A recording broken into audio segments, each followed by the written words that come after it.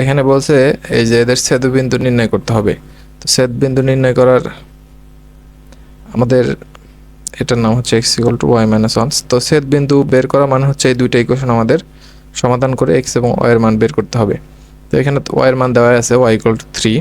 তাহলে y এর মান যদি এখানে বসাই তাহলে x = আমরা পাবো 3 - 1 2। তাহলে আমরা পেলাম হচ্ছে 2 এবং y এর মান হচ্ছে 3 2 3। তো এখান থেকে এটার অ্যান্সার হবে হচ্ছে বি নাম্বার 2 3।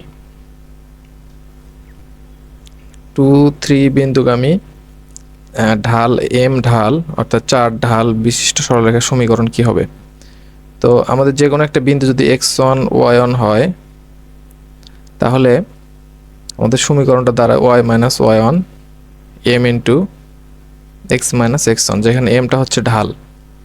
তো y1 হচ্ছে আমাদের এখানকার 3, এটা হলো x1, এটা হলো y1।